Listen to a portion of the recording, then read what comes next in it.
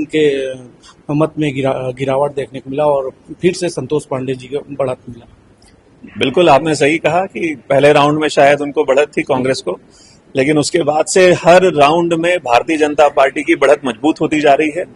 लगभग 4-5 राउंड के बाद 9,500 की लीड से भारतीय जनता पार्टी आगे है, संतोष पांडे जी आगे है।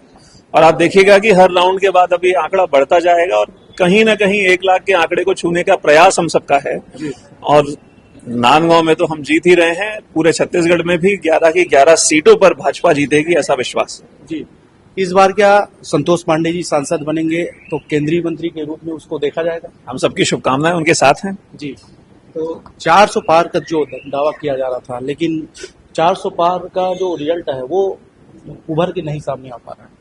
अब देखिए, पूरा चुनाव में कांग्रेस और विपक्षी दल इसी उलझन में रह गया कि भाजपा की 400 आएंगी कि नहीं आएंगी। वो भूल गए कि बहुमत के लिए 272 ही चाहिए होता है जी।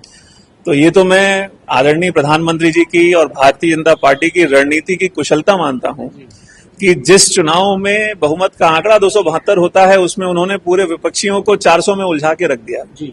तो ये विपक्ष की अपनी कमजोरी है जी। और इसका फायदा भारतीय जनता पार्टी को इस चुनाव में मिला है। क्या लगता है पूरे देश में कितने सीटें लेकर आएंगे भारतीय जनता पार्टी? स्पष्ट बहुमत के साथ भाजपा सरकार बनाएगी और एनडीए के घटक दलों के साथ हम 300 से अधिक की सीटों पर बैठेंगे। जी। तो हम लगातार चर्चा कर रहे थे अभिषेक सिंह जी से, जो पूर्व सांसद है राजनांदगांव लोकसभा सीट से, और वो कह रहे हैं कि स्पष्ट रूप से भारतीय जनता पार्टी सरकार बनाएगी सेंट्रल में।